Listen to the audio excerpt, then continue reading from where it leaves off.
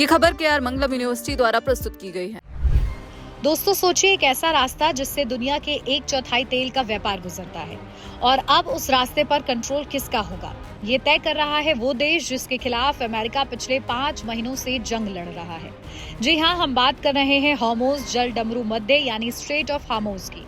और अब खबर ये है कि ईरान और ओमान के बीच एक ऐसी डील लगभग फाइनल स्टेज में है जो इस पूरी जंग की तस्वीर पलट सकती है। रॉयटर्स की एक बड़ी रिपोर्ट में दावा किया गया है कि इस डील के तहत ईरान को उन जहाजों पर कंट्रोल मिल सकता है जो हॉर्मुज़ से होकर गल्फ में दाखिल होते हैं। तो आखिर माजरा क्या है, अमेरिका इस पर क्यों चुप है और ट्रंप बार बार डील बस होनी ही वाली है क्यों कह रहे हैं, ये सब समझते हैं इस वीडियो में शुरू से आखिर तक। मामला क्या है?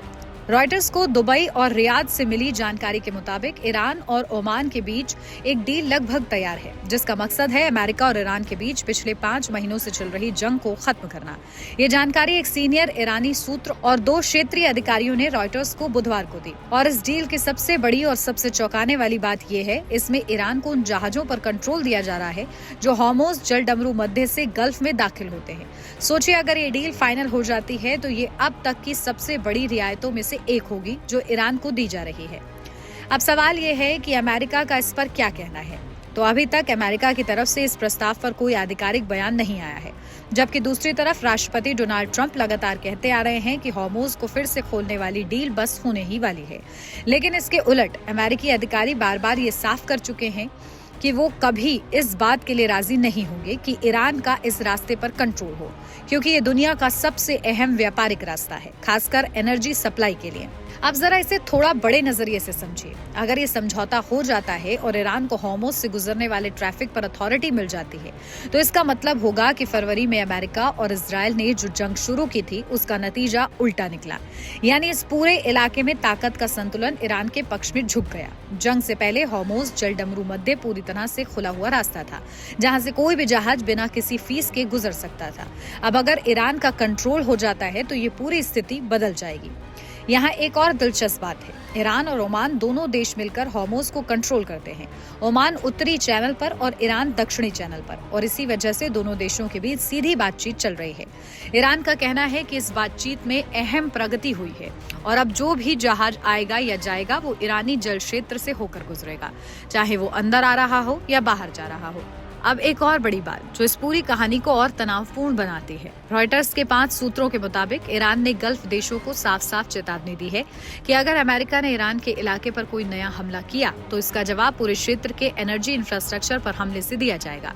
यानी सीधी भाषा में समझिए, ईरान अमेरिका के करीबी गल्फ सहयोगियों को धमकाकर वॉशिंगटन के लिए किसी भी सैन्य कार्रवाई की कीमत बढ़ाना चाहता है। एक गल्फ सूत्र ने रॉयटर्स को बताया कि ईरान की चेतावनी बिल्कुल स्पष्ट थी, अगर अमेरिका ने ईरान के इंफ्रास्ट्रक्चर निशाना बनाया तो जवाब में ईरान गल्फ की एनर्जी सुविधाओं और दूसरे क्षेत्रीय ठिकानों पर हमला करेगा।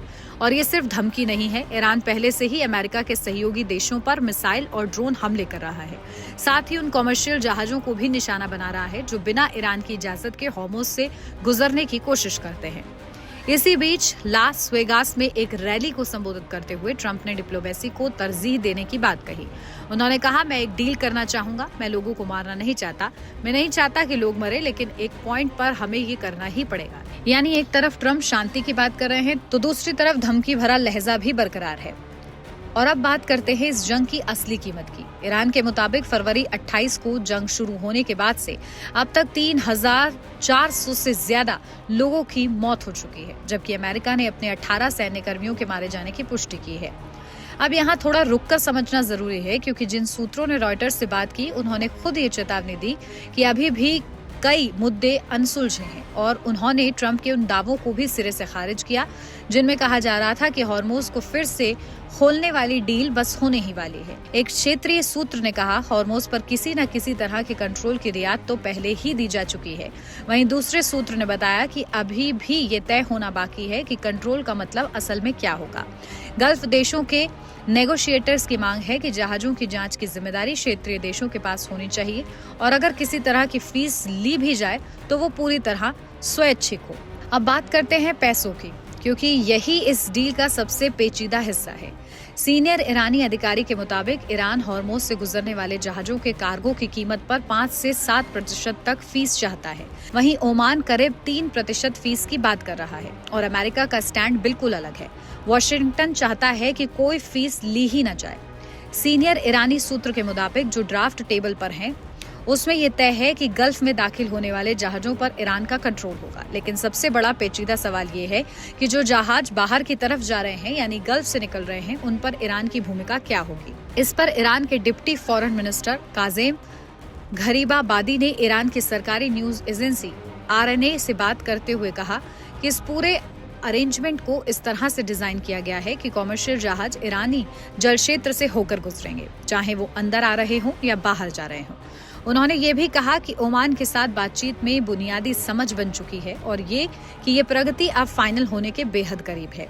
गरीबाबादी ने एक और अहम बात कही। उन्होंने बताया कि ईरान को अमेरिका से ऐसे संकेत मिले हैं जिनसे लगता है कि अमेरिका जून के मध्य में हुए एक समझौते की अपनी प्रतिबद्धताओं की तरफ पूरी तरह लौटने के लिए तैयार है। वो समझौता जिसमें फौरन सैन्य कार्रवाई रोकने की बात कही गई थी।